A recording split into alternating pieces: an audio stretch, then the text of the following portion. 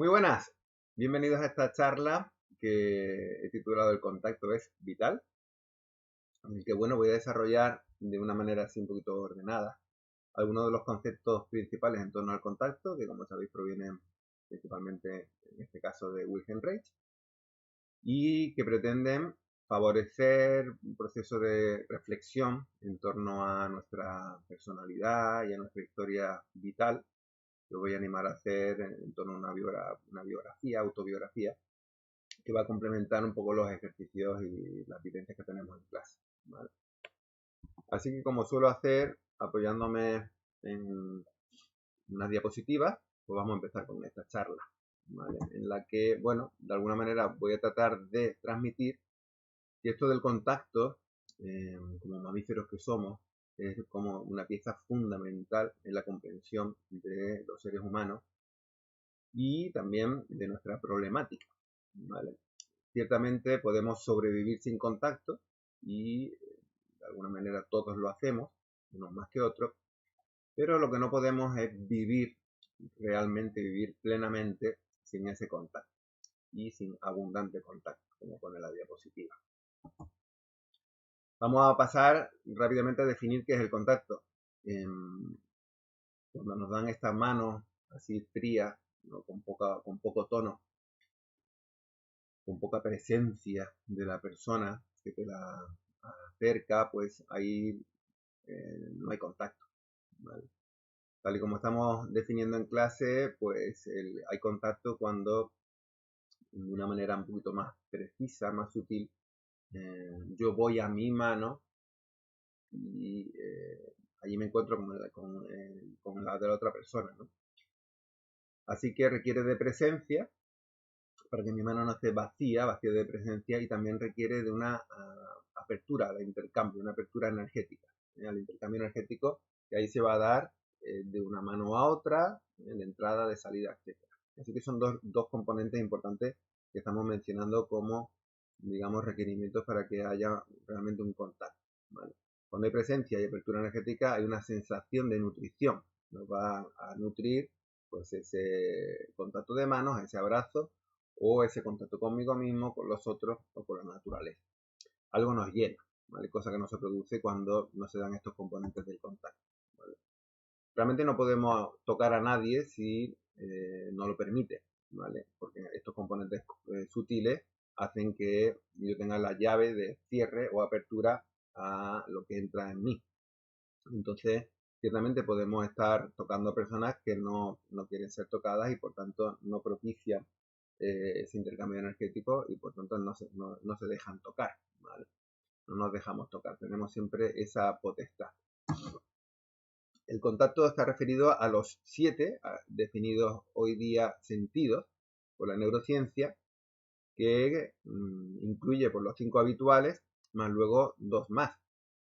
La interocepción, que tiene que ver con la sensación que nos reportan nuestras vísceras, órganos, glándulas, todo lo que llamamos de manera vulgar nuestras tripas, nuestras entrañas, al que Wilhelm Reich se refería como contacto de órgano, y lo que tiene que ver con la sensación que nos reportan nuestros músculos y que nos permite pues la orientación espacial de nuestro cuerpo, ¿vale? Entonces, cuando hablamos de estar en contacto con ese componente de presencia, de atención, en ese sentirnos a nosotros mismos, estamos hablando de esos 5 sentidos, en los que yo puedo estar comiendo algo pero sin sentirle el gusto, y eso no sería estar en contacto. Eso sería comer compulsivamente, sería como engullir. Y luego pues también igual se puede oler, se puede tocar, como hemos estado viendo, se puede estar escuchando o viendo, pero sin que realmente haya contacto, ¿vale? De igual manera todos tenemos vísceras, pero eso no quiere decir, vísceras que además están emitiendo continuamente sensaciones, pero eso no quiere decir que nosotros estemos en contacto con ellas, tal y como venimos viendo, adelantándome un poquito, por efecto también de toda esa coraza psíquica y física que genera, ¿vale? Muy interesante es describir que tenemos muchas capas en ese contacto con nosotros mismos, ¿vale? Tenemos la capa de la piel, donde tengo una sensibilidad. Sabéis que la piel es forma parte directamente del sistema nervioso, embriológicamente proviene de la misma capa ectodérmica.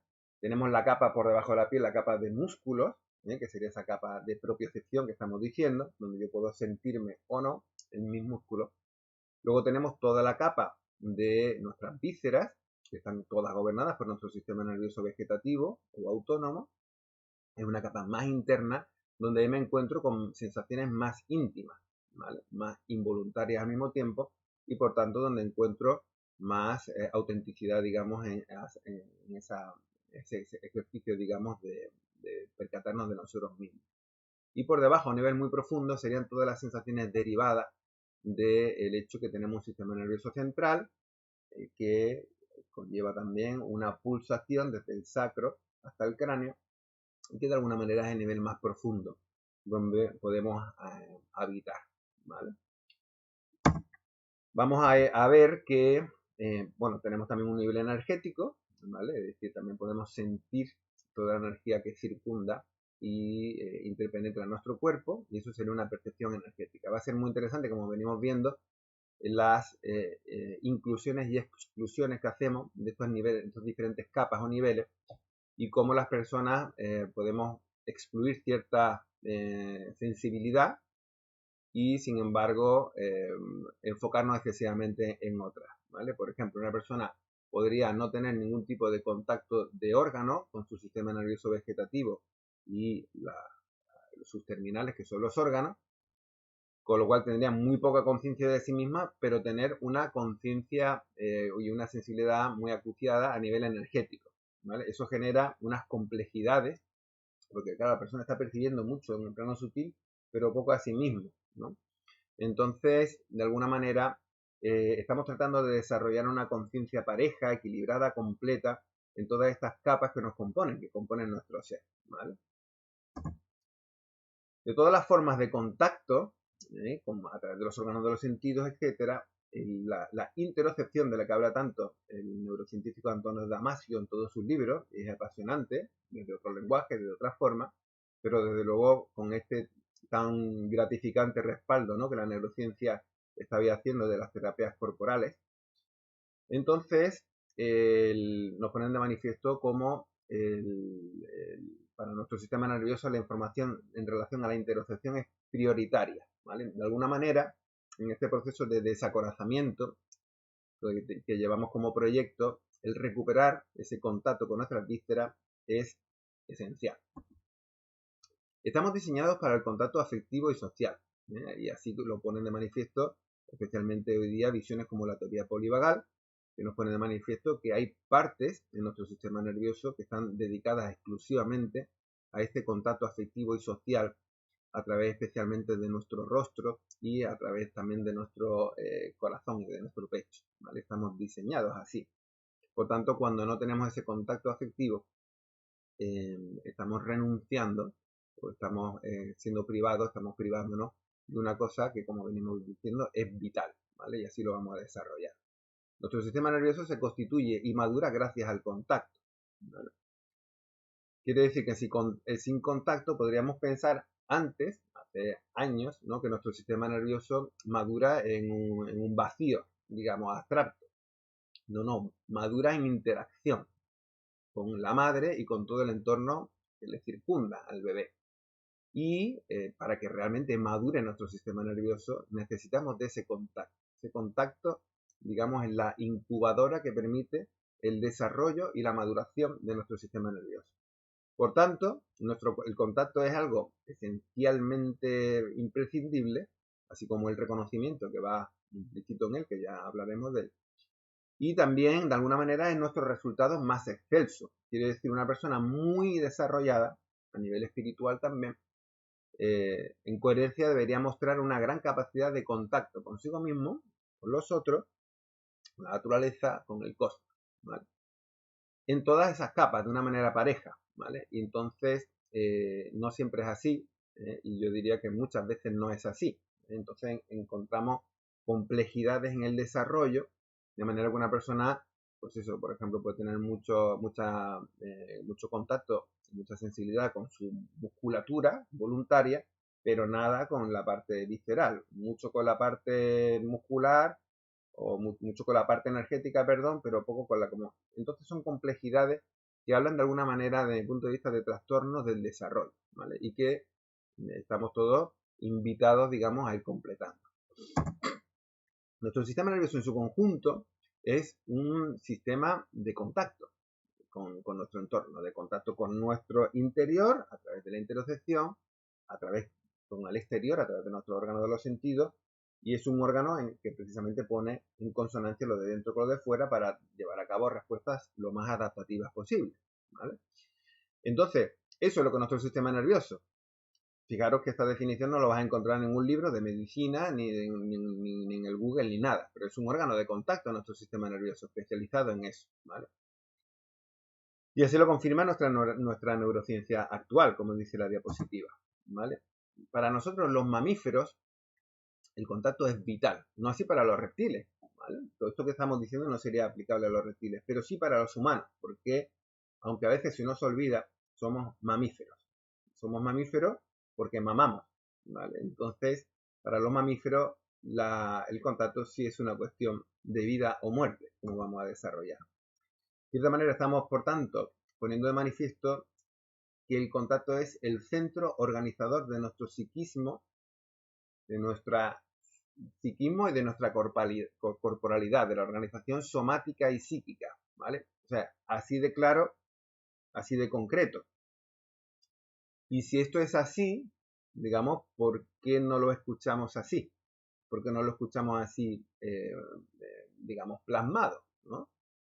Pues bueno, en realidad ya lo venimos hablando en clase, es porque estamos acorazados, somos individuos acorazados dentro de una sociedad acorazada, dentro de una ciencia acorazada, y entonces esta cuestión, como venimos comentando, de que la coraza muscular y psíquica se levanta justo contra estos fenómenos relacionados con el contacto, hace que todo esto se pierda de vista. Es por eso que estamos tratando de recuperarlo para ponerlo en primer plano, para tratar de que sea ventajoso, ¿vale? A la hora de sanarnos y de comprender. La necesidad de contacto y su satisfacción es el núcleo en torno al cual nosotros nos configuramos, ¿vale? Como ese palo, ese eje que le ponemos a una planta para que se organice, ¿vale?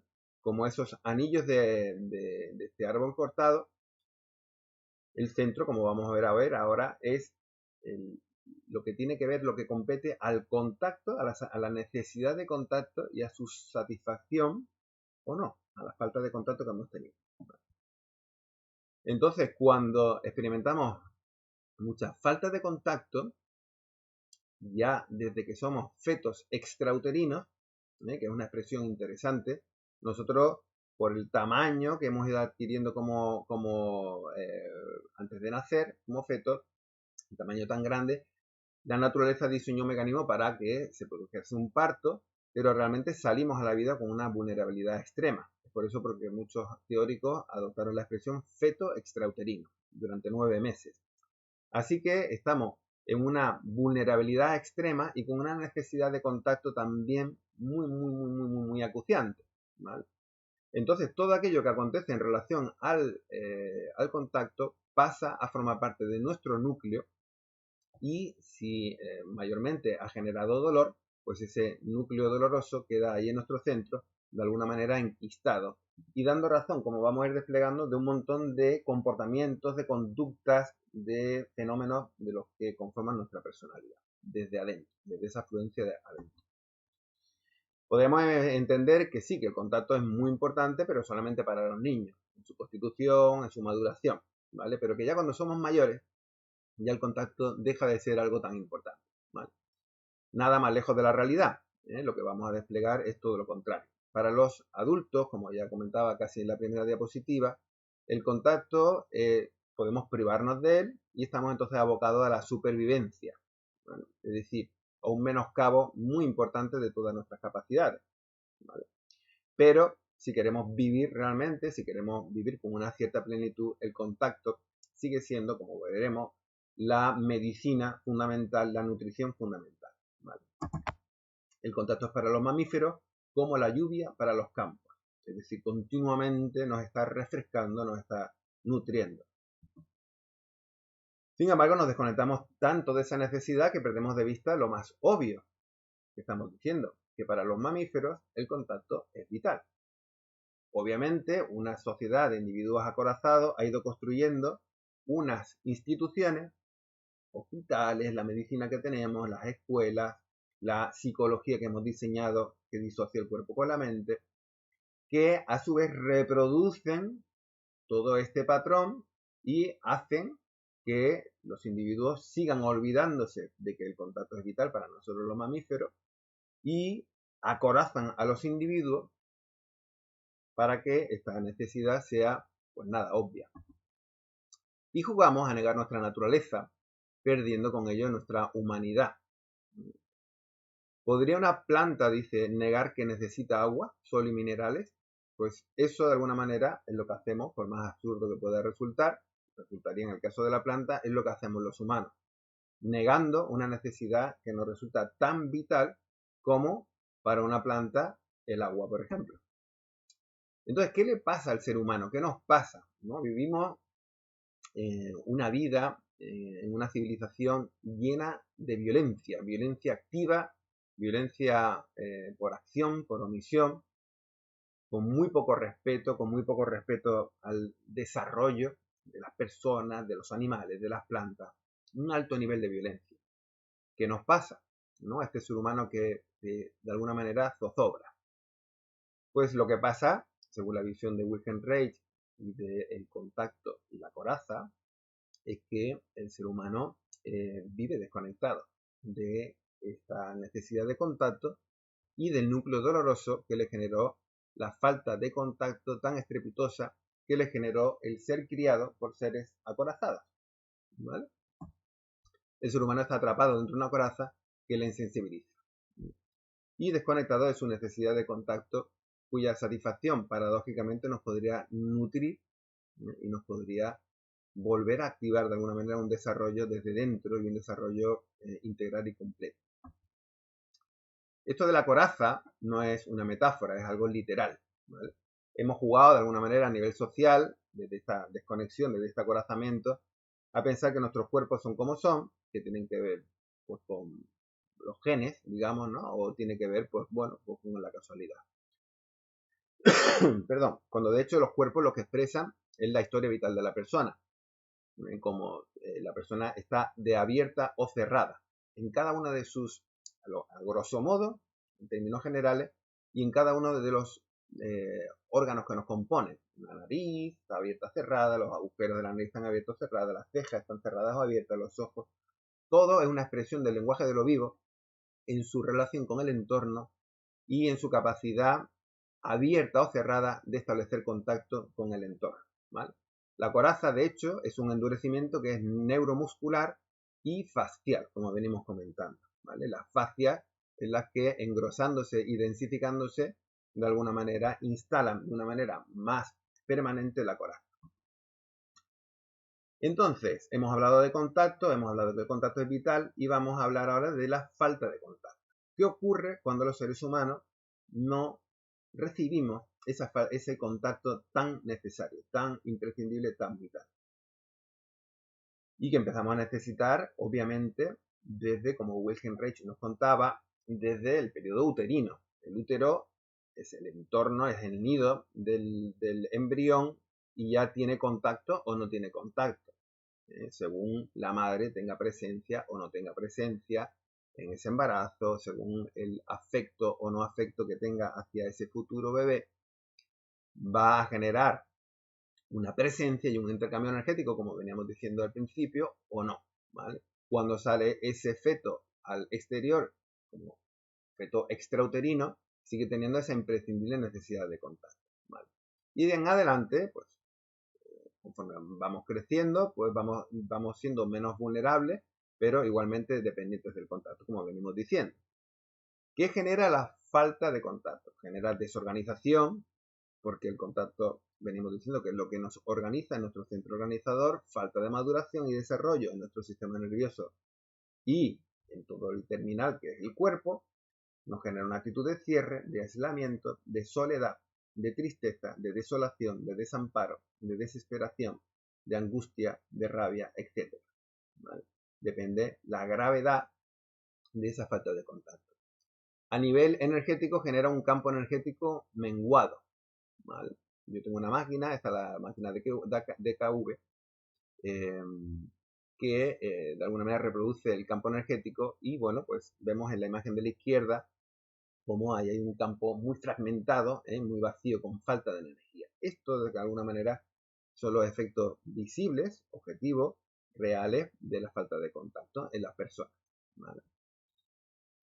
Entonces, la coraza que vamos desarrollando, ese endurecimiento físico, lo que hace es aislar dentro ese dolor para que interfiera lo menos posible con nuestro funcionamiento, ¿vale? Entonces, desarrollamos una conciencia corporal selectiva, que excluye esas zonas donde se alberga el dolor. Obviamente, nosotros tenemos que mantener una mínima conciencia y contacto con nosotros mismos, con nuestras sensaciones, para saber cuándo tengo hambre, cuándo necesito ir a orinar, cuándo tengo sueño, ¿vale? Pero esa conciencia, esa sensibilidad es muy selectiva. Excluimos e incluimos, depende de qué partes, ¿vale?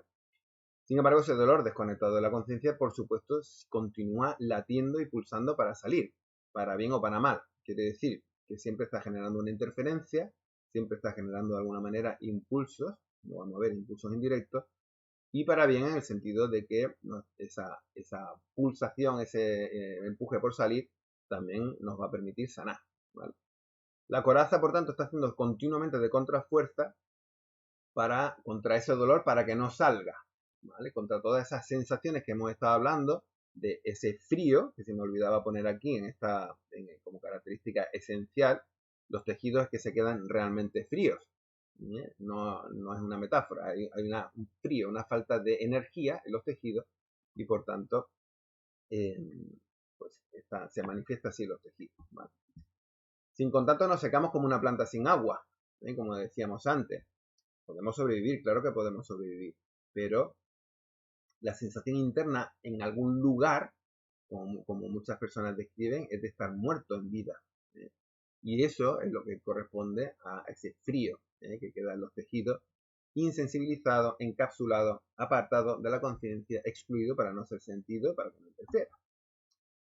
Normalmente la cosa no queda en una simple privación de contacto, es decir, que no tenemos ese contacto que necesitamos y ya está, sino que con frecuencia, en medios adversos, lo que suele ocurrir es que además la privación se le suma pues una violencia por acción u omisión, que pueden ser más leves, más medianas o más graves, ¿vale?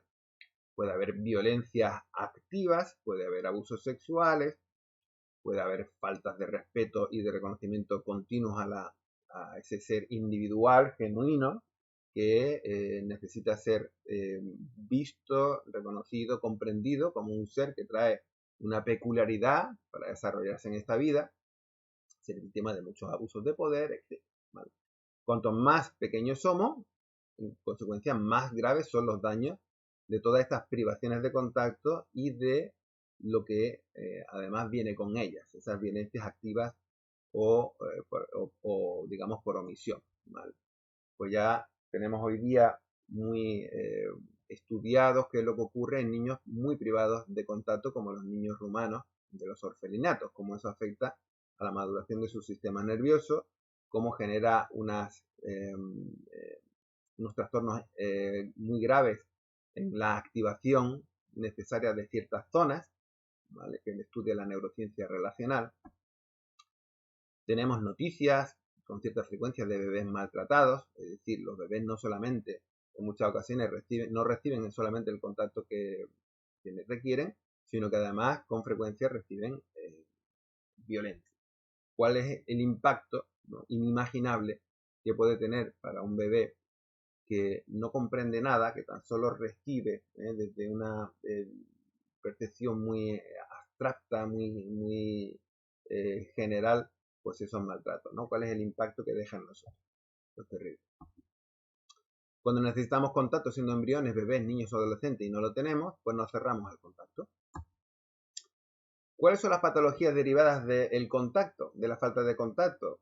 Pues todas. Si estamos diciendo que el contacto es vital para los mamíferos, entonces vamos a poder realmente enlazar cada uno de los trastornos que hemos descrito en la psiquiatría, que viven en la psicología, a partir de las deficiencias de contacto, de ese núcleo doloroso y a través también, como vamos a ir ahora desarrollando, de todas las sustituciones que hacemos de ese contacto. En todos los trucos que de alguna manera necesitamos buscarnos para suplir lo que para nosotros es tan vital.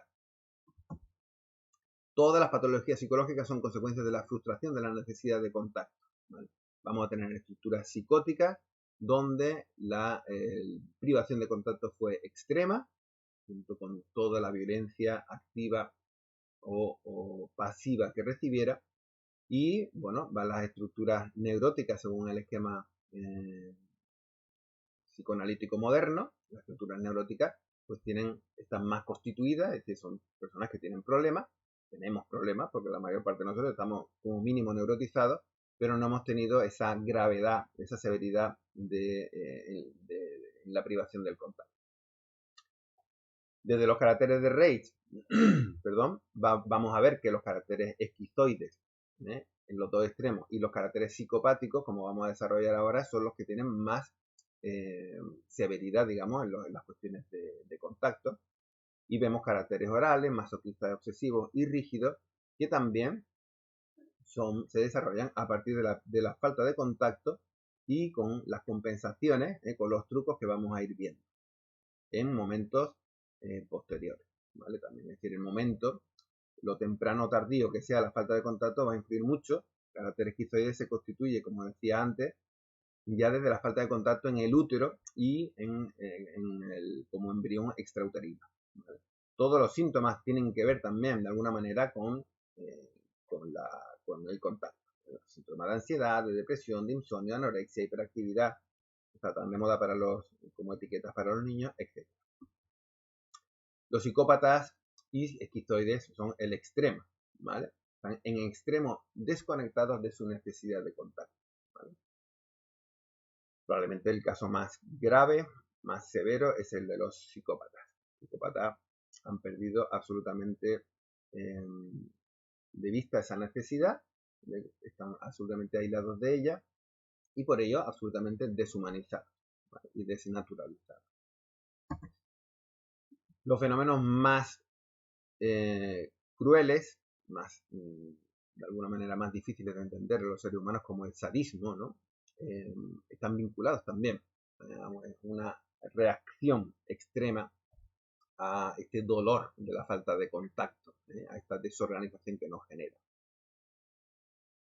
He querido de alguna manera incluir, ¿no? Para que este vídeo no sea muy naif, pues la cruda realidad, ¿no? Para poder también comprender desde este epicentro, digamos, del contacto y la falta de contacto, pues muchos fenómenos de los que son intrínsecamente humanos, ¿no?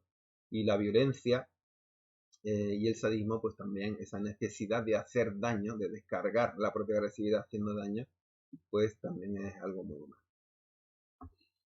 Para un psicópata, el contacto sería como para una cruz para un vampiro. Imaginaros que nosotros en clase tuviéramos una persona que fuese realmente psicópata, ¿vale?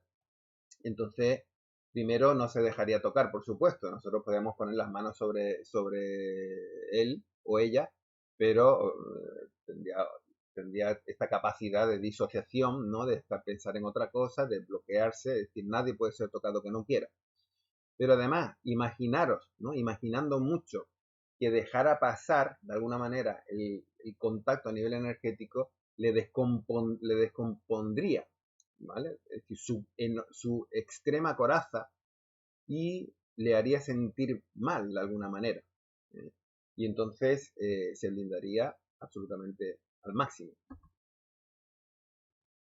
Si contemplamos también, hemos contemplado las patologías psíquicas, pero las patologías físicas también de alguna manera están a la base también tienen a la base el contacto, ¿no? Si el contacto es lo que nos nutre, perdón, entonces de alguna manera también es lo que está a la base de nuestra integración psicocorporal y de la salud de nuestro cuerpo. Obviamente que hay otros factores, la alimentación, lo que me intoxico y lo que me depuro, etcétera, pero el contacto, en cuanto responsable último de la conformación final de la persona, de la vitalidad de la persona, está también a la base de la salud física general Y bueno, aquí en esta diapositiva recalco, tal y como hace Hammer en su Nueva Medicina, cómo nuestro gran órgano de contacto, que es la piel, pues experimenta y sufre de alguna manera todas las vicisitudes, todas las cuestiones que nosotros experimentamos en relación a querer contacto y no tenerlo, o no querer que alguien me toque, pero tener que soportarlo, ¿vale? Van a ser somatizados en esa capa que es la piel, manifestándose enfermedades, ¿vale? Cuando la apertura al contacto fue dolorosa, desarrollamos temor, alergia, fobia al contacto, y el contacto se convierte entonces en una amenaza. Entonces las personas, a partir de ciertos grados de rechazo, pues no quieren ser tocadas. Y hay muchas personas en nuestra sociedad que son así. Nos protegemos entonces, como me gusta decir, contra aquello que más necesitamos, contra lo que nos podría sanar, pero al mismo tiempo también nos conllevaría desorganizar todo el endurecimiento que hemos desarrollado para protegernos contra la dolorosa falta de contacto y toda la violencia que vino aparejada a él, ¿vale? Y que quedó recluida y enquistada en nuestro interior. El contacto es lo que más necesitamos por eso y lo que más tememos, ¿vale? Si comprendemos realmente esto, si lo comprendemos desde nosotros, desde nuestro cuerpo, estaremos entonces comprendiendo esa paradoja, ese conflicto en el que quedamos los seres humanos. ¿Cómo nos desconectamos, ¿no? Parte de cada carácter, de cada personalidad, de cada coraza, cada acorazamiento, es desarrollar una serie de mecanismos de desconexión. ¿De qué? De todos los sinsabores del contacto no tenido y de toda esa violencia experimentada que queda recluida en el centro. Necesitamos, para no sentir, para que eso no se manifieste, un montón de métodos de desconexión. La lectura, los ordenadores, la lectura, obviamente no siempre tienen que estar al servicio de la desconexión, pero cuando es algo compulsivo, algo que hacemos de manera inconsciente, sí que lo es y con frecuencia lo es. La prisa y la hiperactividad es una forma que usamos para no sentirnos. Por supuesto, la principal de todo es pensar, pensar y pensar. Mientras yo estoy pensando, no estoy sintiendo. Y entonces pensar es una de las, digamos, la forma esencial, digamos, ¿no? de desconexión, de estar en la cabeza y no estar en el cuerpo. Hablar por los codos, cuando unas personas estamos hablando y hablando y hablando y hablando, necesitamos hablar mucho para no decir muchas veces nada, lo que estamos de alguna manera es utilizando la palabra para distraernos y para desconectar. Por supuesto, esa sensación que vamos a desarrollar ahora de soy fuerte, ¿no? Ese pensamiento, ¿no? Yo soy fuerte y ser fuerte, como vamos a ver ahora, implica también no necesito a los demás, no necesito contacto. Por supuesto, la tele, el Netflix y todo. De forma inconsciente sustituimos entonces ese contacto que nos resulta conflictivo porque nos pone en la vicisitud de que sí que lo necesitamos o lo necesitaríamos, pero si me abro, me vuelvo vulnerable y me sale además el dolor. Entonces, ante ese conflicto, pues nos volcamos, la pagamos con otras cosas, ¿vale? Sexo compulsivo, obsesiones por el sexo, obsesiones por la comida, las experiencias intensas, el puenting, por supuesto de la autoimagen, todo lo que tiene que ver con el narcisismo, ¿no? Está vinculado también a este tipo de distracciones que nos buscamos. Las drogas son excelentes sustitutos de la necesidad de contacto. Es decir, fijaros los aparatosos medios que utilizamos para defendernos de algo que en su núcleo es muy sencillo, muy simple, que es esa necesidad de contacto. En realidad digamos, desarrollamos 1000 formas de placer, ¿vale? Para no sentir el dolor de la falta del contacto en una espiral que cada vez puede ser más extrema, ¿vale? Esto le quita mucho morbo, y le quita mucho dramatismo y le quita mucho drama, ¿no? A juicio, ¿no? A tantas cosas que hacemos los seres humanos para evitar ese pequeño núcleo, ¿no? El móvil es todo un símbolo de desconexión y sustitución de la necesidad de contacto y de su frustración. Ahí me olvido, me aíslo La búsqueda continua de sentimientos y sensaciones a menudo no implica que uno esté muy vivo, como solemos entender, sino más bien lo contrario, estoy muy muerto y necesito mucha estimulación. Estimulación artificial, falta de contacto que uno no tuvo consigo mismo y que más. Bueno, hay un componente político, social y económico en la desconexión de la necesidad de contacto, que Reich, dentro de su polifacetismo, digamos, se encargaba siempre de señalar, ¿vale? De hecho, es una de las diferencias esenciales con la postura psicoanalítica, digamos, clásica, ¿vale? Que no miraba a lo social. Decía Aldous Huxley, que pertenecía, según parece, a la élite y que no nos estaba avisando de nada ni pronosticando nada con ninguna buena intención, sino que como parte de la élite simplemente estaba haciendo esto que llamamos hoy día primado negativo. Una dictadura perfecta tendría la apariencia de una democracia, pero sería básicamente una prisión sin muros en la que los presos ni siquiera soñarían con escapar. Sería esencialmente un sistema de esclavitud en el que gracias al consumo y el entretenimiento los esclavos amarían su servidumbre, tal y como hoy día nos está ocurriendo. Entonces, en esta diatriba que generamos, en este conflicto entre abrirnos o no abrirnos al contacto, lo que hacemos es minimizar a través de una coraza y de un carácter, una personalidad inconscientemente diseñada para esto, porque eso es lo que estamos tratando de desplegar, nos conformamos con una rendijillas de contacto, ¿no? Ahí, y transformamos también la forma del contacto, en vez de ser un contacto abierto, directo, receptivo, explícito, pues empezamos a generar transformaciones en la forma en la que yo doy y recibo contacto, ¿no? Y esto va a ser importante en este análisis que os comentaba de que a partir de vuestra autobiografía pues, podáis ir armando. El contacto entonces, cuando de alguna manera se ha convertido en algo que produce temor, se desplaza, en vez de ser de igual a igual, de un ser adulto, por ejemplo, a otro ser adulto que da y recibe, se abre, confía, se apoya en el otro, pierde la horizontalidad y lo que vamos a ver es que de repente se hace vertical, se hace oblicuo, ¿vale?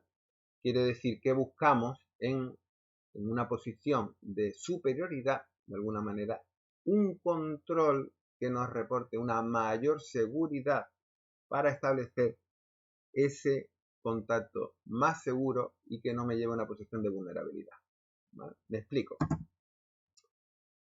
Vemos ahí, en esta foto de la izquierda, arriba a la izquierda, esa desviación, esa sustitución hacia las mascotas, ¿vale? Tiernas, receptivas, y cuando nosotros nos volcamos, ojo, excesivamente, sustituyendo, como se ve muchas personas que han encontrado en las mascotas pues esa forma de encauzar esa necesidad afectiva, volcamos hacia las mascotas y, bueno, de alguna manera dándoles un lugar que no les corresponde, ¿no? Y como sustituto de del natural intercambio que podíamos tener con seres, digamos, iguales, ¿no? Cuando nos hemos cerrado al otro, a tener relaciones, digamos, de igualdad, de reciprocidad, pues lo derivamos hacia la mascota, lo derivamos hacia los niños, ¿vale? Bien hacia nuestros hijos, que son tiernos, son tiernos, son inofensivos, y entonces muchas personas vuelcan su necesidad hacia los niños. Se centran mucho. Me gustan mucho los niños, obviamente a todos nos gustan los niños, pero cuando eso es un sustituto del contacto afectivo entre iguales, entre adultos, entonces empieza a funcionar como un mecanismo de compensación. Igual que aquellos que se relacionan mucho con niños, que no son sus hijos, pues como entrenadores de diferentes tipos, etc. ¿Vale? Y luego tenemos, por supuesto, la posición de salvador, en la que uno pues da mucho, apoya, está sustentando anímicamente, psicológicamente a los demás, pero no se abre a eso mismo, no se abre a recibir ese apoyo, ese contacto, ese sostén de los demás, porque nos pone en una posición de vulnerabilidad, ¿vale? Y por supuesto todas las relaciones de dominación o de sumisión, ¿vale? La persona dominante busca desde esa superioridad tener una posición de mayor control, ¿vale? Donde se sienta más segura y pueda llevar a cabo sus intercambios afectivos, pues eso, de esa manera más segura. Igual ocurre con la persona sumisa, como vamos a desarrollar también, ¿vale? Está desde una posición más infantil, donde de alguna manera está también protegida, ¿vale? Evitando las responsabilidades de adulto y de alguna manera asumiendo lo que le dice la otra persona. Y de esa manera también es una forma de transformación de la forma de recibir el contacto. Tenemos muchas formas de transformación de sustitutos del contacto. El sadomasoquismo sería una de ellas. Reich estudió muchísimo el masoquismo como perversión, digamos, sexual, parafilia, que se le llama hoy día, y también el fenómeno de, digamos, el carácter el carácter masoquista, pero que no tiene necesariamente una tendencia a esta perversión o parafilia, ¿vale? A través de los roles sexuales. Pero este sadomasoquismo, todas las prácticas sadomasoquistas son una forma de transformación del contacto, ¿vale? La persona dominante, como hemos dicho, necesita sentirse dominante para sentirse segura y no en vulnerabilidad, y la persona masoquista de alguna manera también está controlando desde esa posición masoquista el intercambio de contacto, ¿vale? La sensorialidad, si nos remitimos a una de las primeras diapositivas en las que hablábamos de capas, hay muchas personas que se enfocan en la sensorialidad, en lo superficial, en la piel, en algo muy suavito, pero evitando de manera inconsciente tomar conciencia, estar en tu capa muscular, estar en tu capa visceral, etc. ¿Vale? Entonces, de alguna manera quedan abocados a la superficialidad. El sexo intenso, ¿no? Tenéis en la diapositiva en el centro la foto de esa orgía, el sexo bruto, ¿no?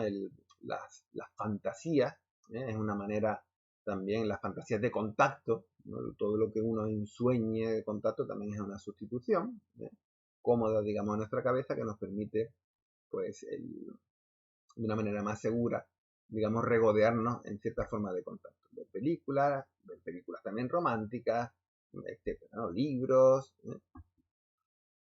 Otra forma de sustitución es desviando, y también de desconexión sería desviando la atención hacia las cosas, ¿vale? Entonces ahí tenemos las personalidades más obsesivas, que de alguna manera resultándoles muy conflictivo todo este aspecto del contacto, pues se orientan hacia el perfeccionamiento, el perfeccionismo de las cosas, que todo esté muy ordenado, que todo esté muy limpio, yo controlo todo esto, ¿vale? O mucha énfasis, mucha atención en el dinero, en las cosas materiales, en el estatus, mucho cuidado de las cosas, ¿no? De tu coche, limpiándolo como si fuese, ¿no? Lo más importante del mundo, ¿no? Entonces, todas son formas de sustituir son sucedáneos del contacto, son algo que nos suple, que lo suple, ¿vale? Dándonos, como decía, generando otras capitas de placer. El narcisismo, como comentaba antes, es una compensación de la frustración de contacto, ¿vale? Todos los caracteres, todas las descripciones del enagrama, todos los caracteres de Reich son formas distintas de narcisismo, ¿vale? Entonces, en el narcisismo hay un mecanismo de ensimismamiento, hay un quedarme yo adentro conmigo, y entonces yo me lo monto, yo me lo guiso y yo me lo como, y yo me lo digo y yo me lo hago todo, ¿vale? Y de esa manera evito los sinsabores del contacto con el otro, con los otros. El victimismo es asimismo una forma de sustitución de la necesidad de contacto natural por una envoltura de sufrimiento, ¿vale? Entonces es una transformación. Yo me relaciono con los demás a través de un victimismo que me permite que lleguen a mí ciertas gotitas de contacto, ¿vale? Desde una posición que efectivamente no sacia. Es imposible que desde una posición victimista sacie, porque realmente uno no se está abriendo. Uno precisamente lo que quiere es no abrirse, no exponerse a algo, el contacto que podría ser nutricio si uno se abriera, pero que desde ese mantenimiento de una posición de cierre, como es el victimismo, pues no se puede producir tal nutrición.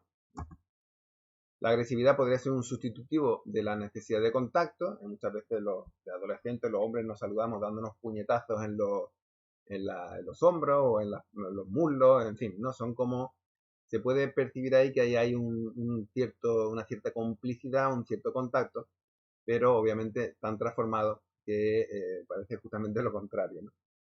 Y a veces es justamente lo contrario, es una manera de, un mecanismo de defensa, para no sentir el contacto. Nos buscamos hacer fuertes, y esto es un mecanismo específico, no en todo el mundo, para no necesitar contacto, ¿vale? Este hombre seguro que él no verbaliza, no, voy al gimnasio y estoy tan fuerte para no necesitar contacto, yo solo puedo y tal. Pero la realidad, vista desde fuera, con un poquito de profundidad, es que así es, ¿vale? La persona quiere ser independiente, quiere ser autosuficiente, quiere no necesitar, quiere poder solo, y realmente lo que está negando es esto que estamos diciendo que es tan vital para los mamíferos, que es el contacto y todo lo que deriva y todo lo que produce. Aquí tenemos lo que hemos comentado antes, ¿vale? Cuando nos ponemos en unas posiciones de ayudar, ¿no? de apoyar, de salvar a los demás, que están tan bien vistos a nivel social y a nivel espiritual, pero que realmente esconden una compensación que es muy importante poder deshacer para poder avanzar y desarrollarnos realmente. Y como decíamos antes, todas las relaciones de dominación y de sumisión. No sé si conocéis muchas parejas donde de verdad haya una igualdad, haya dos adultos donde uno de los dos manda, o mandan los dos de una manera equilibrada, respetan la libertad del otro, dialogan, acuerdan las cosas, las deciden conjuntamente. No sé si conocéis muchas parejas o así, o las conocéis más bien donde realmente hay una auténtica batalla de dominación y de sumisión, ¿no? Nos hacemos los intelectuales, los adultos, los maduros, cuando vemos en la tele no vemos personas con esa talla intelectual, perdón, con esa madurez, ¿no? Y tal, casi no, uno puede imaginar, ¿no? Que estas personas verdaderamente no tienen tales necesidades, ¿no? Y en realidad, bueno, desde este punto de vista, todos estamos bastante deficitarios en contacto.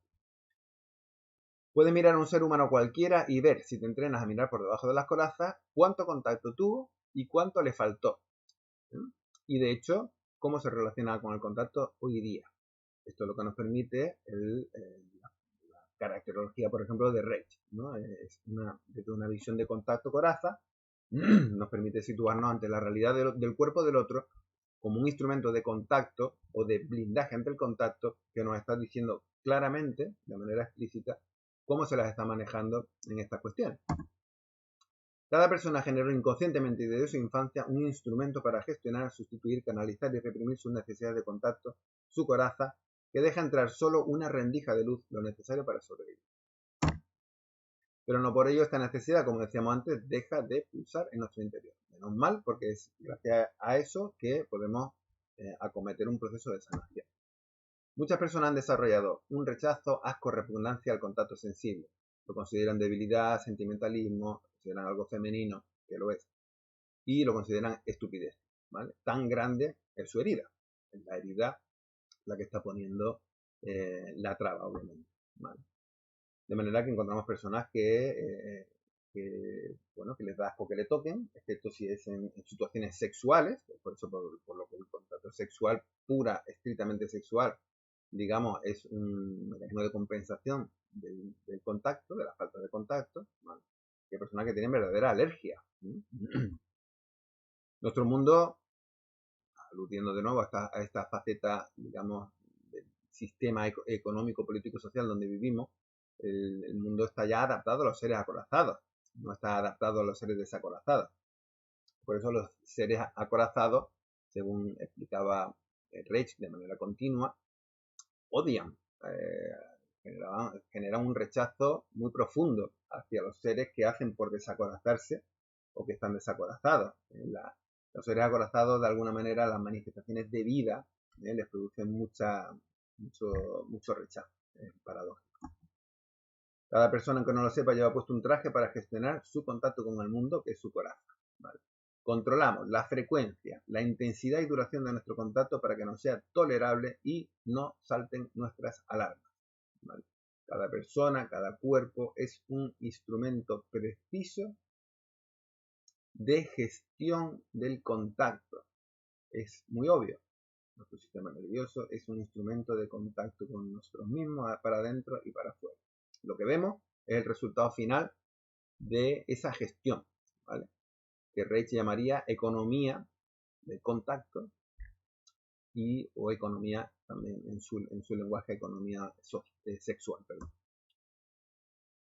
Cada uno diseñó un carácter psicocorporal anclado en una coraza, que es un gestionador o dosificador de contacto con el mundo, de formas de desconexión, transformación y sustitución de la necesidad de contacto. Vemos ahí a la izquierda, vemos un cuerpo muy dilatado, vemos un cuerpo muy rígido en el centro, vemos un cuerpo de los que llamamos esquizoide, que es muy nervudo, muy estrechito, con una espasticidad muy fuerte. ¿Qué propongo? Desde esta óptica que se propone, pues no que nos toquemos mucho, que nos toquemos todo el día tocándonos así, ¿no? Como con un manoseo, porque de hecho eso se puede entender como una forma de contacto sustitutiva. Y realmente no permito que me toquen realmente, pero sí el toqueteo, ¿vale? Marujeo, oye, mira tú, oye, mira que. No es eso, ¿vale? Espacios de contacto nutricio, reparador y sanador. Eso sí que nos llega, eso sí que nos puede sanar verdaderamente, ¿vale? Es decir, situaciones como las que hacemos en las clases, donde realmente yo tenga el espacio, la posibilidad de abrirme con presencia, con esa apertura energética a que algo me entre y ese contacto energético me entre y me pueda nutrir con ella, ¿vale? Me pueda poner en contacto a sí mismo con la falta de contacto que he tenido y con lo doloroso que ha sido y con la violencia que vino con ella también. Y de alguna manera puedo sacarla de mi cuerpo y repararlo con la nutrición que sí que estoy obteniendo, ¿vale? Ese es el proceso que estamos haciendo. Entornos nutricios que normalmente no generamos, solamente, pues bueno, en ciertos ámbitos estamos ocupándonos de generar esos espacios nutricios en contacto. El contacto es la medicina esencial para los humanos, es insustituible, eso es lo que estamos tratando de poner de manifiesto. Cuando recibimos contacto, nuestra energía se expande, es decir, vamos literalmente envueltos en una envoltura de placer nutricio. Es manifestado ahí en esta foto, en este dibujo, por ese campo, ¿no?, energético expandido. Pero cuando no vamos envueltos en ese campo, volviendo otra vez a lo de antes, intento hacer algo que sea espiral o circular, entonces nos envolvemos en una obsesión por el orden, nos envolvemos en una obsesión por el dinero, en una continua envoltura de sensorialidad, en tatuajes sin músculos, en victimismo y en sufrimiento, en el bla bla bla bla bla bla bla bla bla bla. Y mi discurso, donde hablo como un papagayo, en las envolturas, en fantasías, como comentábamos, envolturas de placer, etc. Con esto no pretendo ser restrictivo, hay un montón de envolturas, pero sí por lo menos para inspirar. Una persona abierta al contacto tendrá brillo en los ojos, describía Reich.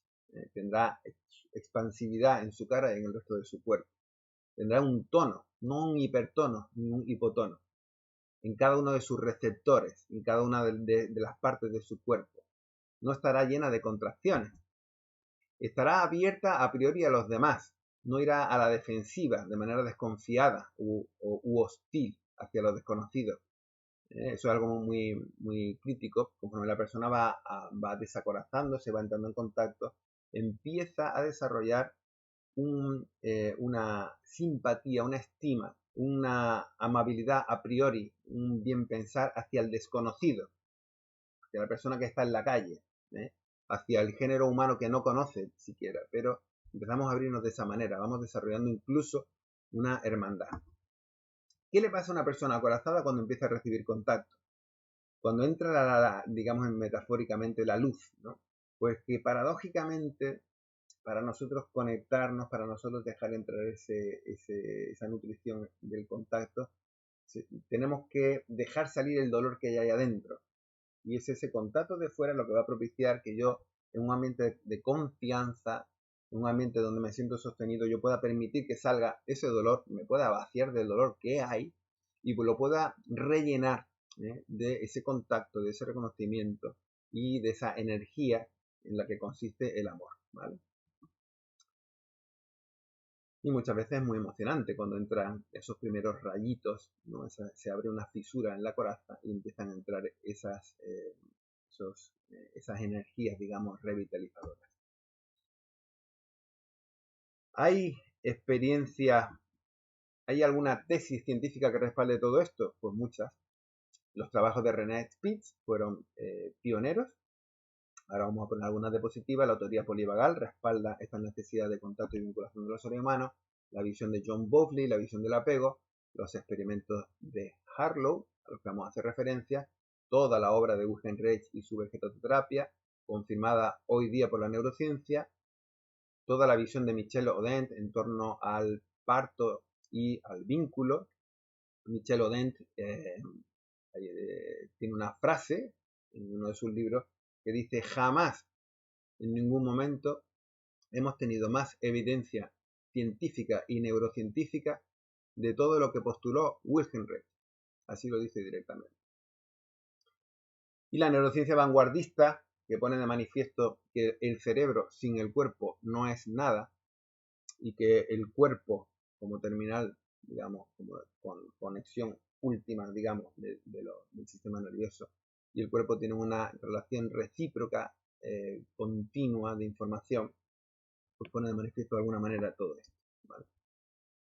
Los experimentos de Harlow pues, consistieron en hacer elegir a un animal entre una mamá peluche que no tenía comida y un biberón frío. ¿Veis ahí en la foto de la izquierda?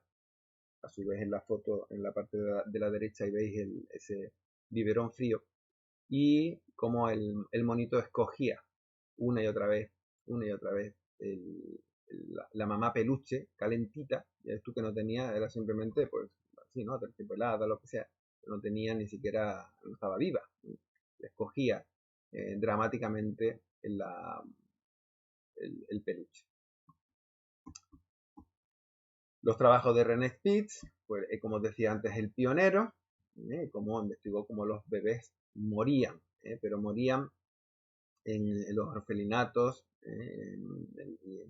hizo un experimento en los hospitales, viendo cómo evidentemente cuando vio las muertes que había en los orfelinatos y en los hospitales por la falta de contacto de los niños, y luego estudió en las cárceles. Entonces, claro, estudió la cárcel como un medio súper infeccioso, digamos, ¿no? Donde hay mucha suciedad y tal. Sin embargo, donde se permitía que las madres cuidasen a su bebé. Y entonces puso de manifiesto cómo lo importante no era el factor bacteriano, sino el factor del contacto de cara a la supervivencia de los bebés. Ahora sí, si queréis, si tenéis interés, veis esta diapositiva. Michel Odent tiene un libro que se llama Tu bebé es mamífero y viene haciendo, desde mi punto de vista, una excelente labor de humanización a partir del parto. Sacó un libro que se llama La cientificación del amor, poniendo de manifiesto que ya sabemos cómo funciona el amor, de qué depende y de qué depende que seamos seres violentos. Y todo depende de la interferencia que nosotros hacemos en la necesidad de contacto que tenemos ya desde la vida uterina. Colocando la primera pieza nos va a suponer una ventaja para comprendernos a nosotros mismos, para comprender al ser humano, ¿vale? Recupero esta diapositiva que ya me habréis escuchado hablar, donde pongo de manifiesto que sin todos estos elementos no es posible un desacorazamiento. Hace falta trabajar con la voz, con el sonido, con la respiración, con presiones, masajes, etc. Un contacto, el movimiento, el estiramiento, la atención, el análisis y la comprensión de la personalidad, la intención de hacerlo, de desacorazarse, el deseo de sentir, ¿vale? Cuando muchas veces hay terapias diseñadas que dejan fuera la voz, dejan fuera el contacto, dejan fuera el movimiento, dejan fuera, entonces de alguna manera estamos impidiendo que se dé un proceso de desacorazamiento, ¿vale? Entonces son limitadas y bueno, pues realmente no sirven para eso. Y todo esto, como os decía, pues proviene de Wilhelm Reich, que si bien puso en un primer plano toda la cuestión de la sexualidad, pues porque era psicoanalista, porque vivía en este ambiente en el que ya como discípulos de Freud, pues la sexualidad estaba en primer plano, pero Bien podría haber puesto el tema del contacto como más esencial todavía, porque de hecho entiendo que lo es un tema previo, más esencial, más primario que la sexualidad. La sexualidad depende de hecho del contacto. Y bueno, pues todo está desarrollado por él. Y desde aquí, pues yo le doy gracias desde mi corazón por toda la inspiración que a mí me ha transmitido, toda la comprensión y toda la posibilidad de sanación. Así que bueno, aquí os dejo este vídeo, espero que os resulte útil, ese es mi propósito, esa es mi intención y nos estamos viendo.